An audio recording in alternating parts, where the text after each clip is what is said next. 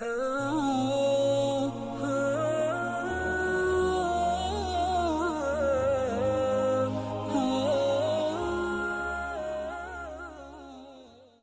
کی انجمن کا یہ آخری پروگرام تھا، مگر آپ جانتے ہیں زندگی جد و جہد کا نام ہے، وہ کہیں پر جا کر ختم نہیں ہوتی۔ سرگرمیوں کی، محنتوں کی، جد و جہد کی کوئی منزل نہیں ہوتی ہے۔ آپ حضرات دارالعلوم وقف دیوبند میں ہیں، ایک عظیم ادارے میں ہیں۔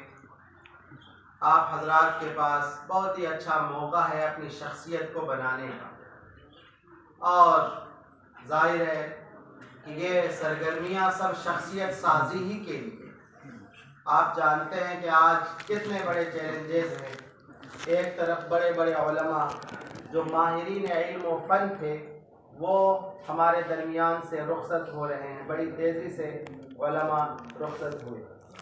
دوسری طرف ہم یہ دیکھتے ہیں کہ جو موجودہ تہذیب ہے وہ بھی بڑی تیزی سے پھیل رہی ہے، ہر ذہن کو، ہر دماغ کو، ہر گھر کو متاثر کر رہی ہے، جس کے نتیجے میں بالخصوص دین کے تعلق سے جو بنیادی چیزیں ہیں اس پر بھی لوگوں کا اطمینان نہیں ہو پا رہا ہے، کمزور ہوتا چل رہا ہے۔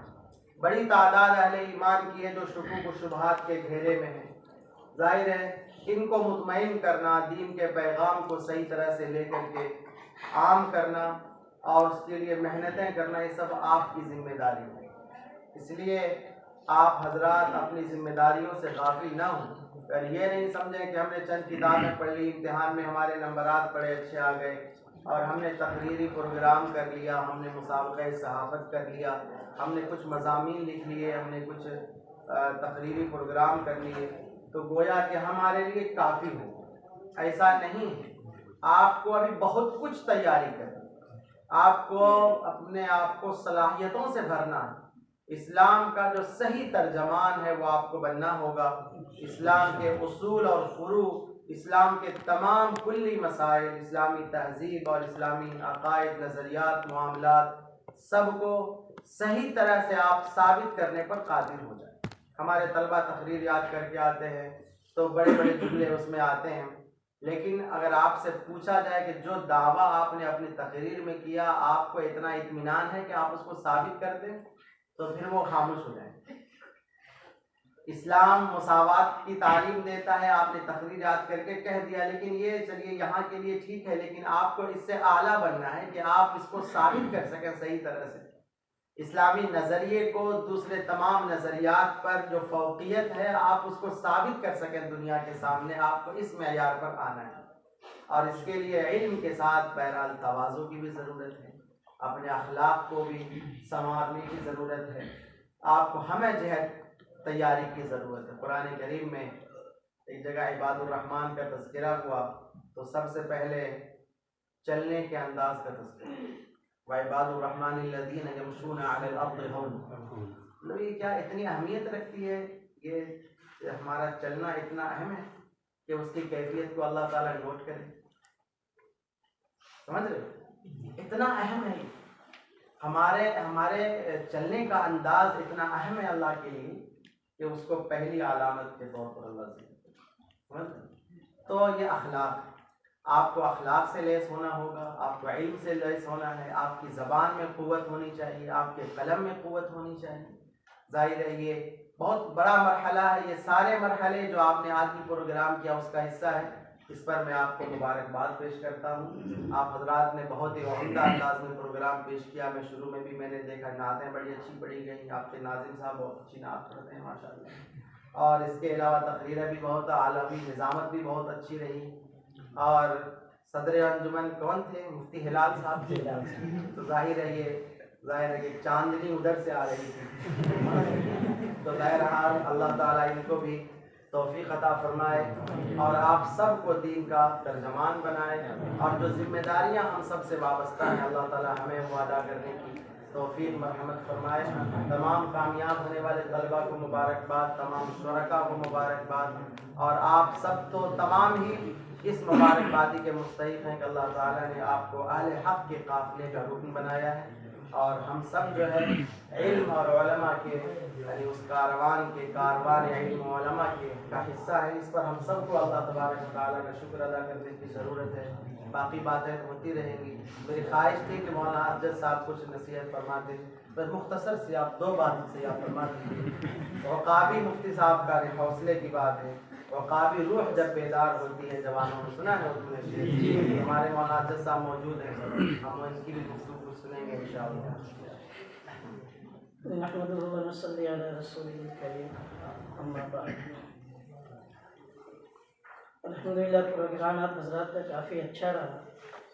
شروع میں آپ کی تقریر سننے کا اتفاق تو نہیں ہو سکا، البتہ کوئی سننے کا اتفاق ہوا ہے. اس پہ بات یاد آئی کہ یہ بھی عجیب اتفاق ہے کہ کوئز کا لفظ استعمال کرتے ہیں. کبھی جاننے کی کوشش نہیں کی گئی کہ کوئز کس زبان کا لفظ ہے اور اس کا مطلب کیا ہوتا ہے. تو مجھے لگتا ہے کہ یہ جو لفظ ہے، اس لفظ کو ہٹا کر کے آپ اپنے اساتذہ سے مشورہ کر کے جو اردو کا لفظ ہے اسے استعمال کریں. جب آپ اردو میں تمام چیزیں کرتے ہیں تو یہ لفظ بھی اردو کا ہی استعمال ہونا چاہیے. یہ لفظ اردو کا نہیں ہے جسے ہم کوئز کہتے ہیں. بہرحال یہ ایک جملہ معترضہ تھا. تو کوئز سننے کا اتفاق ہوا. کوئز میں 2 چیزیں تھیں. ایک حضرت تھانوی کے متعلق بعض سوالات تھے اور بعض سوالات قاری طیب صاحب رحمۃ اللہ علیہ کے متعلق تھے. اور دونوں سوالات جو تھے وہ دونوں کی زندگی کے متعلق تھے جو ہم نے سنا ہے. اور بیشتر جو جوابات تھے یا تو وہ ناقص رہ گئے یا پھر صحیح جوابات نہیں دیے جا سکتے. حضرت تھانوی رحمۃ اللہ علیہ جب آپ نے دارالموقف کا فارم بھرا ہوگا تو اس پہ مسلکن اور مشربن جو ہے نا ایک لفظ استعمال کیا گیا ہے کہ ہم تھانوی کو ماننے والے ہیں. یہ دارالعلوم کے بھی اور دارالموقف کے دونوں کے فارم پہ یہ لفظ لکھا ہوا ہے. قاری طیب صاحب رحمۃ اللہ علیہ دنیا جانتی ہے اور حقیقت ہے کہ انہیں حکیم الاسلام کیوں کہا گیا. دارالعلوم کا جو شہرہ پوری دنیا میں پھیلا اس میں قاری طیب صاحب رحمۃ اللہ علیہ کا بہت بڑا ہاتھ ہے، بہت بڑا کردار ہے. دارالعلوم کو شہرت ان کی ذات سے بہت زیادہ ملی ہے.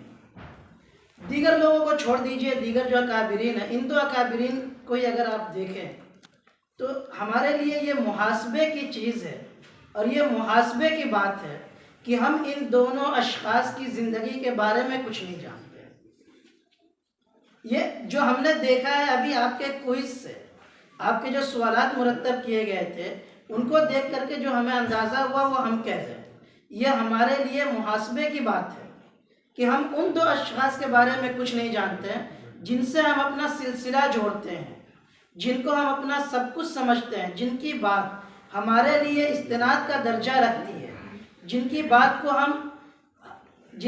پر ہم عمل کرتے ہیں. ان کی ذات کے بارے میں ہم کچھ نہیں جانتے. چاہے جائے کہ ہم ان کے علوم کے بارے میں جانیں، یہ اس سے آگے کی بات ہو گئی. محض صرف ذات کو جاننا بہت بڑا کمال نہیں ہوتا ہے. کسی کی ذات کو جاننے کے لیے 2-4 تاریخی باتیں ہوتی ہیں، اس سے آپ یاد کر لیجئے تو مطلب یہ کہ پوری بایوگرافی اور سوانح حیات آپ کے سامنے ہے.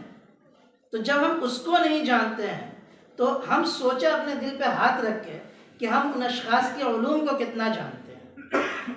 ہمارے استاد مفتی خورشید صاحب اللہ تعالیٰ حیات لمبی کرے، وہ ایک جملہ کہا کرتے تھے درسگاہ میں کہ اگر علوم میں رسوخ پیدا کرنا ہو تو بجائے متقدمین کی کتابوں کے پڑھنے کے اپنے لوگوں کی کتابوں کو پڑھنا شروع کرو.